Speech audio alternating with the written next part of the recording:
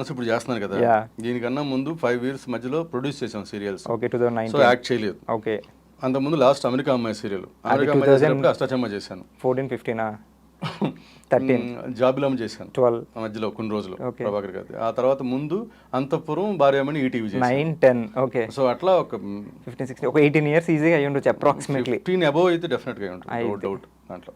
So అయితే almost 15 సంవత్సరాల నుంచి ఉన్నారు yes serials. yes total RJ VJ ఇవన్నీ కలిసి పైన ఉంటాను. జెమినీ మ్యూజిక్ లో చేశారు. ఓకే సో జనరల్ గా డాక్టర్ అవ్వబోయి యాక్టర్ అయ్యాం ఇలా అంటుంటారు, అలా మీకు ఏమన్నా అంటే ఏదో అవ్వబోయేది అయ్యాం? అసలు స్క్రీన్ మీదకి రావాలని అలా ఏం లేదు. ఫస్ట్ ఆఫ్ ఆల్ డిగ్రీ అయి చదువుకునేటప్పుడు సినిమాలు చూసేవాళ్ళం. ఫ్రెండ్స్ నేను దాదాపు పోటీ పడి చూసేవాళ్ళం సినిమా. అంటే వాళ్ళేమో నెంబర్ ఆఫ్ మూవీస్ ఎక్కువ చూసేవాళ్ళు, ఓకే నేనేమో నచ్చిన మూవీ ఎక్కువ సార్లు చూసేవాళ్ళం. ఓహో చాలా తేడా ఉంది, బోత్ ఆర్ నాట్ సేమ్. వాళ్ళు నెంబర్ ఆఫ్ మూవీస్ ఎక్కువ చూసేవారు, మీరు నచ్చిన మూవీ నెంబర్ ఆఫ్ టైమ్స్ చూసేవారు. సో ఓకే అంతే, తప్ప యాక్టర్ అవుదామని స్క్రీన్ మీదకి వెళ్దామని అది లేదు. అసలు చదువుకోవడానికి వచ్చాను. ఓకే ఏంటి అకాడమిక్ క్వాలిఫికేషన్ ఏంటి? నేను డిగ్రీ నర్సరావుపేట, గుంటూరు డిస్ట్రిక్ట్ నర్సరావుపేటలో చదివాను. ఓకే మీ నేటివ్ అక్కడే? అక్కడ నర్సరావుపేట పక్కన చీమలమర్రి అని పల్లెటూరు. గుంటూరులోనే ఇంటర్మీడియట్ చదివాను. నర్సరావుపేటలో మన ఎన్టీఆర్ కాలేజ్ అని ఉండేది, దాంట్లో డిగ్రీ చదివాను. ఆ తర్వాత ఇక్కడ బి లెవెల్ కంప్యూటర్స్ అని అది చదివాను ఇక్కడ. ఓకే ఎంసీఏ టెస్ట్ రాస్తే 12,000 ర్యాంక్ వచ్చింది. 12,000 ర్యాంక్ ఇప్పుడైతే 1 lakh వచ్చిన సీట్ వస్తుంది. ఓకే అంటే నేను 12,000 ర్యాంక్ వచ్చిన నెక్స్ట్ ఇయర్ నుంచి చంద్రబాబు నాయుడు గారు వచ్చి కాలేజీలు పెంచారు. సో నేను ముందు అప్పుడు నాకు సీట్ రాకపోతే నేను బి లెవెల్ కంప్యూటర్స్ జాయిన్ అయ్యా.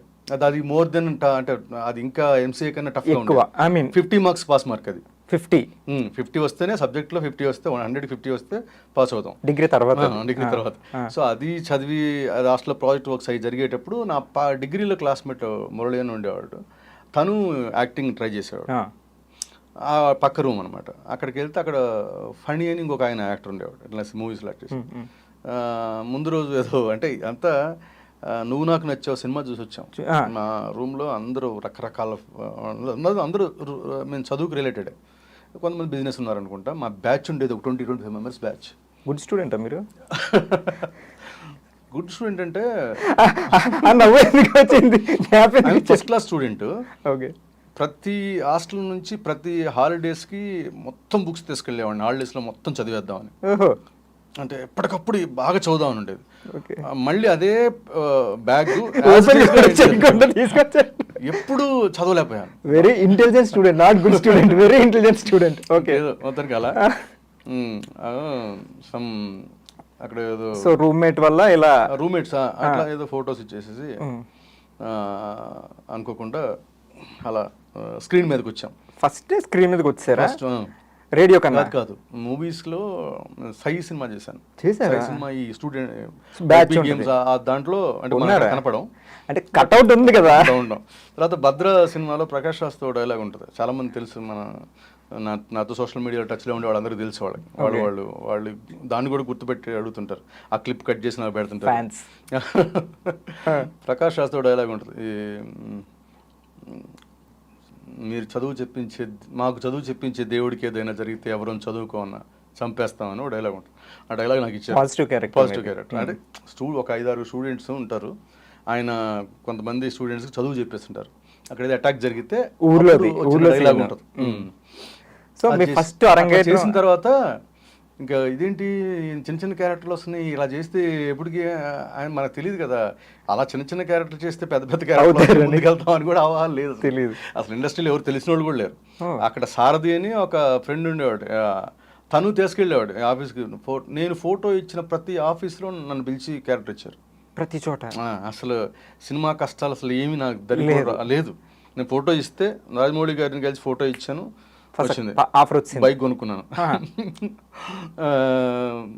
మన బోయపాటి శ్రీనివాసరావు గారి దగ్గరికి తీసుకెళ్ళాడు ఫ్రెండ్. తీసుకెళ్తే ఆయన భద్రాద్రి ఇచ్చాడు. సత్యం సినిమా సుమంత్ గారిది, దాని చేసి చిన్న పెళ్లి కూడా క్యారెక్టర్ ఇచ్చాడు అంతే. ఇదేంటి చాలా చిన్న చిన్నవి వస్తున్నాయి మనకి, ఎప్పుడు కావాలి అని చెప్పేసి నేను ఆదిత్య మ్యూజిక్ స్క్రోల్ వేస్తున్నారు. ఓకే ఫొటోస్ పంపండి, కాదు వచ్చి ఆడిషన్ ఆడిషన్ ఉంది వచ్చేయండి, వచ్చేయండి మీరందరూ యాంకర్లుగా అంటే అప్పుడు ఆల్రెడీ స్టార్ట్ అయింది, రన్నింగ్ లో ఉంది, అందరూ వస్తున్నారు, యాంకర్స్ అందరూ వస్తున్నారు. సరే నెక్స్ట్ రోజు వెళ్తే అసలు 1200 మంది 1500 మంది వచ్చారు అక్కడికి, రోడ్ నెంబర్ 7. అవును, జీవికి ఆపోజిట్. ఇంతమందిలో మనం సెలెక్ట్ అవ్వలే అని చెప్పి వచ్చేసాను, ఇవ్వలే తెలిసిందంటే క్యాన్సిల్, అంతమంది ఎక్కువ వస్తారు ఊహించక క్యాన్సిల్ అయింది. క్యాన్సిల్ బట్ నేనైతే జనాలను చూసి వచ్చేసాను, బ్యాక్ వచ్చేసాను. ఓకే. తర్వాత ఇప్పుడు మళ్ళీ ఫ్రెండ్ ఈ సారథి అనే ఫ్రెండ్, నేను తను వాకింగ్కి వెళ్ళి అక్కడ దగ్గరలో నాకు తెలిసిన వాళ్ళు ఉన్నారా జెమినీలో, సీతాదేవి గారిని ఎవరు ఉన్నారు, వెళ్దామంటే అక్కడికి వెళితే ఆవిడ పని చేయట్లే అక్కడ ఎవరు, ఆవిడ లేరు. కానీ స్మిత అని అక్కడ హెడ్ ఆదిత్య ఛానల్ ఆవిడ వచ్చి మీరు యాంకరింగ్ ట్రై చేయడానికి వచ్చారని అడిగింది డైరెక్ట్ చూసి మిమ్మల్ని. యాక్చువల్గా నాకు అంత కాన్ఫిడెన్స్ నన్ను చూడగానే యాక్టర్ అనుకుంటారని కాన్ఫిడెన్స్ లేదు, but she ask me like that. So వెళ్ళి మామూలుగానే మాట్లాడాం, రేపు రండి ఒకసారి లుక్ టెస్ట్ చేద్దాం అన్నారు. వచ్చాను, నాకు ఎక్కడ ఆడిషన్ ఇచ్చిన ఎక్స్పీరియన్స్ లేదు, ఇప్పుడు కూడా నేను ఆడిషన్ ఇవ్వాలంటే నేను ఇంకా మానేస్తాను వెళ్ళటం. అయితే ఇప్పటివరకు ఎక్కడ ఆడిషన్ లేదు మీరు? అంటే ఇచ్చాను, చెప్తున్నా, ఇప్పుడు ఆడిషన్ అయితే ఇప్పటికి కూడా నేను ఆడిషన్ కనుక అడిగితే ఎవరైనా నేను ఏం చేయాలో నాకు తెలియదు. బట్ యాక్టింగ్ నువ్వు చేయమని ఇది నీ క్యారెక్టర్ అని డైలాగులు చెప్తే వితౌట్ ప్రాంప్టింగ్ అయినా చెప్పగలుగుతా. సూపర్. బట్ నేను ఇంతవరకు ఆడిషన్ ఇవ్వాలంటే మాత్రం ఏం చేయాలో అర్థం కాదు నాకు అసలు ఆ ఏరియా, ఎందుకంటే నేను ఏదైనా ట్రైన్ అయితే ఇన్స్టిట్యూట్లో నాకు ఆ డేటా ఉండేది, ట్రైన్ అవ్వలేదు అనుకోలేదు కదా మీరు, కాబట్టి ట్రైన్ అవ్వలేదు.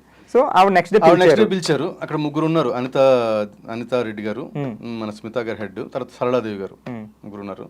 ముగ్గురు ఏదో టాపిక్ ఇచ్చారు, వర్షం ఏదో మాట్లాడేసాం, బాగా మాట్లాడేసాం. వాళ్ళు అటు మొహమాలు చూసుకున్నారు, ఎవడు దొరికాడు బాగా అది. అసలు ఈ టీవీకి ఎందుకు వెళ్ళానంటే ఇది సోలో కనిపిస్తున్నాం యాంకర్ గా, సోలో కనిపించామంటే మనం సోలోగా సినిమాలో ఆఫర్లు వస్తాయి అనుకుని వెళ్ళాం, అది నా ఇంటెన్షన్. సరే నెక్స్ట్ రోజు స్మిత గారు మళ్ళీ కాల్ చేస్తాం, బాగుంది అనుకున్నారు, కాల్ చేస్తామంటే ఆవిడ ఎన్ని రోజులైనా కాల్ చేయలేదు పాపం. 10 days తర్వాత 1 week తర్వాత కాల్ చేసి, ఇంతకుముందు మేము చెన్నైకి చాలా మంది పంపించాం ఆడిషన్స్, ఇంకేమైనా కొత్తోళ్ళు కావాలంటే దానిలో నుంచి సెలెక్ట్ చేస్తాం అన్నారు, కొత్తోళ్ళు అక్కర్లేదన్నారు, నీదేమో ఇక్కడే ఉంది చెన్నై కొట్టి వెళ్ళలేదు, సారీ అని చెప్పింది. దాదాపు 1 monthకి లేదని చెప్పింది. బట్ వీళ్ళు ముగ్గురు మాత్రం నేను తీసుకోవాలి మన హైదరాబాద్. మళ్ళీ ఎప్పుడు 1 monthకి తర్వాత ఎప్పుడు సడన్గా కాల్ చేసి సాయంత్రం వస్తారా లేకపోతే ఏదో చెప్పారు, వెళ్ళా. సరే నువ్వు మేకప్ వేసుకోపో అన్నారు, ఇన్ని కాదు అప్పుడు కూడా మేకప్ వేసుకుని స్క్రిప్ట్ ఇచ్చారు ఏదో మూవీస్ గురించి చెప్పాలని. ఎవరు వచ్చారు ఆ రోజు ఆ ఛానల్కి సంబంధించి, ఆవిడ వాళ్ళ లోపలికి వెళ్ళి నాది చూపిస్తుంది, నన్ను మేకప్ వేసారు, నేను కిందకు వచ్చాను, ఆవిడ బయటకు వచ్చి ఎవరు ఇన్ అన్నది, బయటకి వెళ్ళా లైవ్కి, డైరెక్ట్ లైవ్ అక్కడే డ్రామాటిక్ మొత్తం డ్రామానే. అలా వెళ్ళా ఫస్ట్ విజయ్.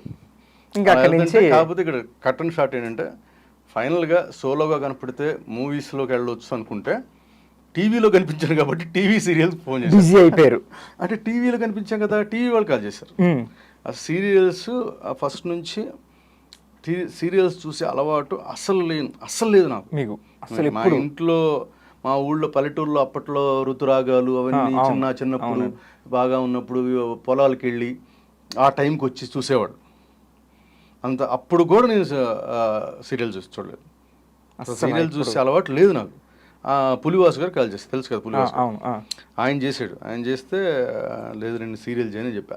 ఫస్ట్ 3 times చేశారు ఆయన, బాగా ఆయన వల్లే నేను సీరియల్లో హీరో అవ్వగలిగాను. ఫోన్ చేస్తే లేదు నేను సీరియల్ అంటే, ఫైనల్గా నీకు ఎందుకు, నేను సినిమా అంటున్నావు కదా, నిన్ను సినిమాలాగా ప్రజెంట్ చేస్తా, ఆయన ఎలాగో మూవీ స్టార్ నీకు బాగా చేస్తానంటే అక్కడ అప్పటికి నేను ఒక రాజా అని ఊ కొడతారా ఊరికి పడతారా తీశారు, తను ఫ్రెండ్ మనోజ్ గారు, మనోజ్ అని బాలకృష్ణ గారు, దానికి నేను కొంచెం స్క్రిప్ట్ సైడ్ కూడా వెళ్ళేవాడిని, వర్క్ చేశాను. సో అతను అన్నాడు చెయ్యి పర్లేదు ఏముంది సీరియల్ వచ్చింది కదా అన్నాడు. సరే అంటున్నాడు, ఈయన కూడా సినిమాలా తీస్తున్నాడు అని చెప్పి అలా ఫస్ట్ సీరియల్ శ్రీమతి కళ్యాణం అని ఫస్ట్ సీరియల్, దానిలో మా టీవీ స్టార్మాకే ఫస్ట్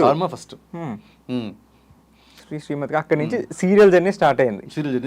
సో ఇప్పుడు ఒక నాన్ స్టాప్ ఆగలేదు, అంత కంటిన్యూస్గా చేస్తున్నప్పుడు మధ్యలో 5 years గ్యాప్ ఎందుకు ఇచ్చారు? అమెరికా అమ్మాయి అష్టాచమ్మ సీరియల్ చేసేటప్పుడు ఇంకా యాక్టింగ్ సరిపోద్దని అనిపించింది. అష్టాచమ్మ అమెరికా అమ్మాయి అప్పుడు చాలా అంటే అంతఃపురం, భార్యామణి రెండు చాలా చాలా 1000 ఎపిసోడ్స్ hit serials కూడా చాలా హిట్ సీరియల్స్ సంవత్సరాల తరబడి చేసింది. ఆ తర్వాత మళ్ళీ అమెరికా అమ్మాయి హిట్, అమెరికా అమ్మాయి అష్టచమ్మ ప్యారల్ గా హిట్లు, రెండు హిట్లే, స్టార్ మా ఒకటి, జీ తెలుగు ఒకటి, ఒకటి రెండు హిట్ అయినాయి కదా. ఇంకా అప్పుడు ఏమో పెద్ద వర్క్ అంటే సీరియల్స్ ఒకే రకంగా ఉంటున్నాయి కదా, ఏముంది ఇంకా యాక్టింగ్ మనోటమి వచ్చింది అనిపించిందేమో మీకు కాదు, ఏమో సంభవ్ ఇంక చాలే అనుకోకుండా నేను అమెరికా అమ్మాయి సీరియల్కి నేను అనుకోకుండా యాక్సిడెంటల్ ప్రొడ్యూసర్, నేను ప్రొడ్యూసర్ కూడా అవుదాం అనుకోలేదు, అదే ప్రొడ్యూసర్ అవుదామని అసలు నాకు లేదు, అసలు యాక్టర్ లేదన్నారు కదా, ప్రొడక్షన్ నా ఏరియానే కాదు. ఇంకా నేను ఏదైనా కొంచెం క్రియేటివ్ సైడ్ నేను స్క్రీన్ ప్లే కాబట్టి ఏదైనా మూవీస్ చూస్తుంటాం కాబట్టి, ఏదైనా సిరీస్లో అవి చూస్తుంటాం కాబట్టి, ఇంగ్లీష్ సిరీస్లో అవి స్క్రీన్ ప్లే స్టోరీ సైడ్ నాకు ఫస్ట్ నుంచి డిస్కషన్లు ఈవెన్ సినిమా వాళ్ళతో పరిచయం వాళ్ళతో ఉంది, కానీ ప్రొడక్షన్ అనేది నా ఏరియా ఎప్పుడు లేదు. మీ అకౌంట్స్ అంటే ఐ హేట్. అలాంటిది అనుకోకుండా ఏదో చిన్న మాట అంటే అది సీరియస్గా తీసుకొని జీ వాళ్ళు అప్పుడే మన సునీత తాటి మన ప్రొడ్యూసర్ యాక్చువల్గా ఆవిడ అనుకోకుండా ఏదో వేరే ఛానల్కి సీరియల్ చేయటం, ఇక్కడ అగ్రిమెంట్ బ్రేక్ చేశారని, అదే రూల్స్ అగైనెస్ట్ అని మళ్ళీ వేరే వాళ్ళకి ఇవ్వాలనుకుంటాం.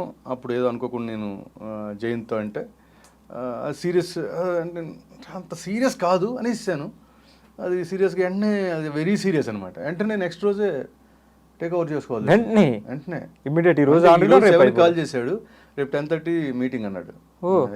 ఓవర్ నైట్ అయిపోయింది, ఓవర్ నైట్ ప్రొడ్యూస్ అయిపోయారు మీరు. ఎస్ అలా ప్రొడక్షన్లోకి ఎంటర్ అయ్యా. అమెరికా అమ్మాయి అయిపోయాక ఇంక నేను యాక్టింగ్ అష్టాచమ్మ అయిపోయాక, అష్టాచమ్మ చేస్తున్నప్పుడే కార్తీక దీపం స్టార్ట్ అయింది. గుత్తా వెంకటేశ్వర గారు ఆయన ఇక అడిగారు, కార్తీక దీపం ఫస్ట్ మిమ్మల్ని అడిగారా? ఇది లేదు, నేను సీరియల్స్ మానేస్తున్నారు కదా చేయమని చెప్పాను. అందుకనే కార్తీక దీపం ఫస్ట్ ఎపిసోడ్లో సీతాకాంత్ అనే ఒక యాక్టర్గా వెళ్ళి అమ్మాయికి ప్రైజ్ ఫస్ట్ ఎపిసోడ్ సో అయితే డాక్టర్ నుంచి యాక్టర్ అవ్వకుండా అసలు యాక్టర్ నుంచి డాక్టర్ అవ్వాల్సిన వాళ్ళు మీరు క్యారెక్టర్, బట్ చేయలేదు అంటే రీల్ వైజ్ డాక్టర్ అవ్వాల్సిన వాళ్ళు. బట్ సూపర్ హిట్ అంతాను. సో అష్టాచమ్మ తర్వాత గ్యాప్, ఇంకా అష్టాచమ్మ తర్వాత చేయను అనుకున్నాను. తర్వాత అమెరికా అమ్మాయి నడుస్తుంది ఇంకా ప్రొడక్షన్. అమెరికా అమ్మాయి తర్వాత ఇంకా నేను ఆపేసాను. తర్వాత ఈవెన్ అత్తారింట్లో అక్క చెల్లెని వైదేవి పరిణి ప్రొడక్షన్ చేశారు. ఆ 5 years యాక్టింగ్ కి రాలా. సో ఎప్పుడైనా ఆ మిస్సింగ్ ఫీలింగ్ వచ్చేదా యాక్టింగ్ది? అంటే నేను హీరోగా చేశాను, ఈ 5 సంవత్సరాలు ఖాళీ, అదే ఇప్పుడు ఖాళీగా ఉన్నాను, స్క్రీన్ మీద కనపడట్లేదని ఏమన్నా ఇంత ఫీల్? లేదు అసలు. జనరల్ గా ఆర్టిస్టులు ఇప్పుడు కూడా మళ్ళీ యాక్ట్ చేస్తాను అనుకోలేదు. అవును, మళ్ళీ వచ్చేసరి కంబ్యాక్ ఫుల్ బిజీ. అలా ఉండదు, ఆ రిగ్రెట్ ఫీలింగ్ ఎప్పుడు లేదు నాకు. ఏది ఎందుకంటే ముందు ఏది నేను అనుకోలే. అవును, యాక్టర్ అవ్వాలని. కానీ ఏది తర్వాత విజే చేస్తుంటే ఆర్జేగా సన్ ఎఫ్ఎం వాళ్ళు ఆర్జేగా తీసుకున్నారు. అది నాకు సంబంధం లేదు. అంటే మళ్ళీ వాళ్ళ దాంట్లో ఇది కాబట్టి ఇక్కడ కింద మనకి ఆఫీస్ ఉంటుంది. ముత్తు గారిని నేను ఆదిత్య మ్యూజిక్ లో యాంకరింగ్ చేసేటప్పుడు ఆయన ముందు ఆల్రెడీ స్క్రీన్ మీద కనిపించే వాళ్ళు అయితే రేడియోలో తెలిసిన వాళ్ళు కాబట్టి కొంచెం అడ్వాంటేజ్ అవుద్దని ముందు మా దగ్గరికి అప్రోచ్ అయ్యారు. మా అందరూ ఆడిషన్ తీసుకుంటే అప్పుడు కూడా నేను ఆడిషన్ చేశాక ఆడిషన్ అయిపోయిన తర్వాత ఎవరిని ఫైనల్ చేయలేదు, తర్వాత చెప్తా ఉన్నారు. కానీ నా ఒక్కడికి ఏ టైం కావాలని అడిగాడు ఆయన. మీకు ఫస్ట్ ఇచ్చారు ఆఫర్? ఆడిషన్ అయిపోయాక వెంటనే నువ్వు ఏ టైం చేస్తావు అన్నాడు. అసలు టైం మనం ఏం చెబుతూ ఏదో టైం వాళ్ళు ఇచ్చింది చేస్తాం కదా అనుకున్నాను. నాకు ప్రైమ్ టైంలో అంత లేదు అప్పుడు కూడా. తర్వాత 7 గంటల షో ఇచ్చారు నాకు. దానికి నేనే కంటెంట్ కూడా నేనే. మీదే క్రియేటివ్ సైడ్ అన్నారు కదా. అంటే వాళ్ళు ఇంకా కంటెంట్ రాసుకుంటామన్నారు 15 రోజులకి 4 రోజులకి రేడియో బెయిన్ అయినప్పుడు. నేను ఎప్పుడు ముందు రాసివ్వని వాళ్ళలో నేనే డిసిప్లిన్ క్యాండిడేట్, బ్యాక్ బెంచర్ లాగా రాసి ఇవ్వగలిగేవాడిని కాదు. ఎందుకంటే టాపిక్ ముందు ఎప్పుడు ప్రిపేర్ అవ్వలేదు నేను. ఇప్పుడు ఇక్కడ లైవ్ ఉండేది, అట్లా ఎలా ఉందంటే సపోజ్ ఇక్కడ 7కి 7:30 లైవ్ ఇక్కడ ఉంటే అక్కడ 7:30 to 8 అట్లా ఉండేది.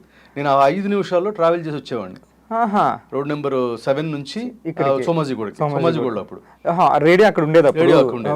ఈ లోపు నా పక్కన ఒక అమ్మాయి, ఎవరో 2-3 అమ్మాయిలు చేశారు రేడియోలో.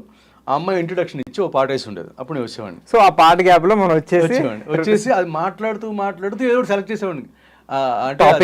టాపిక్ కపుల్స్ ఫోన్ చేస్తారు, భార్యాభర్తలు పెళ్ళైన వాళ్ళు చేస్తారు. ఆ పెళ్ళైన వాళ్ళ సంబంధించిన టాపిక్ ఏదో ఒకటి చెప్పాలి, దాని గురించి డిస్కస్ చేయాలి.